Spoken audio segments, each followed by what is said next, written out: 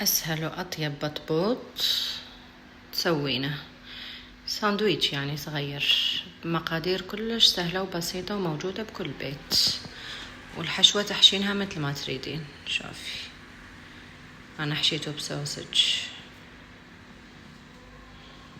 كلش خفيف، تقدرين حتى تسوينها في اللانش بوكس تبع ابنك. هلو، اليوم نسوي بطبوط، بالجزائري نقولوا بطبوط، وهو ساندويتش يعني مثل الخبز، يجي صغير يعني يجي كلش صغير ونحشيوه. للمكونات عنا 3 كيسان طحين فرينة، عنا كاس سميد يكون رقيق، عنا شوي ملح، وعنا خاشوقة مغرف سكر كبيرة، وعنا خميرة الخبز خاشوقة كمان كبيرة. ومثل ما اقول لكم هذا هو الكاس اللي اقيس به انا، يعني كل واحد والكاس تبعه اللي عنده بالبيت على اساس يسوي به المقادير. يعني مثلا اذا انتو عائلة يعني كبيرة يعني ضاعفوا المقادير، وصفة كلش سهلة يعني مكونات موجودة بكل بيت. نبلش نحط الطحين، وبعدين السميد بكل بلد يعني يسمونها سميد، الملح، السكر، والخميرة. خلطي المكونات هيك بالشايح زين، على طول اقولكم بالشايح يعني تدخل المكونات في بعضها زين. اوكي، وبعدين نجيبه مي يكون دافي وتحطيه شوي بشوي وتلمي العجينة تبعك.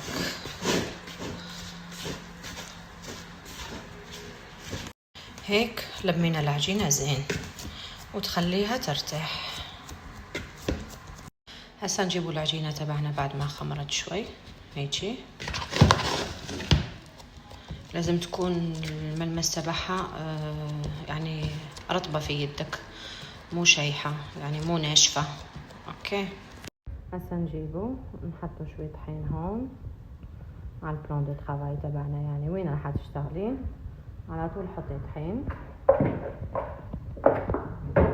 ونجيبو العجين تبعنا، شوفوا شلون طرية، ونفتحها. نجيبو عود هيجي ونفتحوها زين.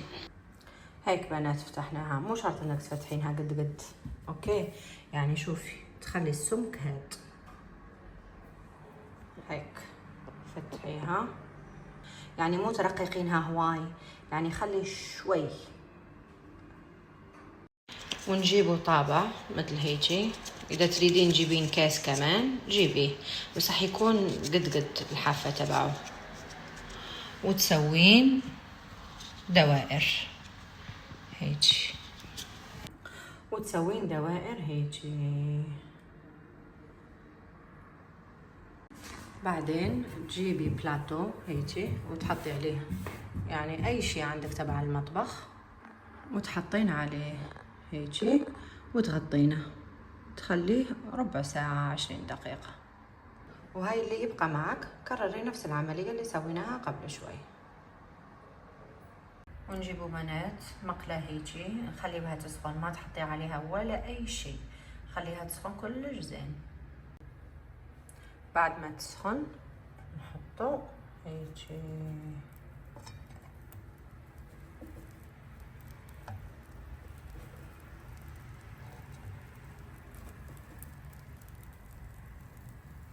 كافي، وقلبيه مثل ما قلبته انا، وبقاي حركي يعني بقاي قلبيه. شوفوا بنات شلون صار هيجي. وهيك صار جاهز. هسا نفتحوه ونحشيوه. انا الحشوة راح اسوي سوسج وطماطة وصوص بالجبن، شلون يسمونها بالعراقي؟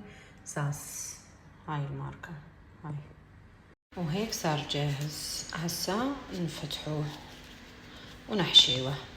شوفوا بنات شلون فارغ من الداخل، شتي كلش خفيف. ونكملوا نحشيوه. وهيك صارت النتيجة تبع البطبوط تبعنا. بطبوط محشي سوسج.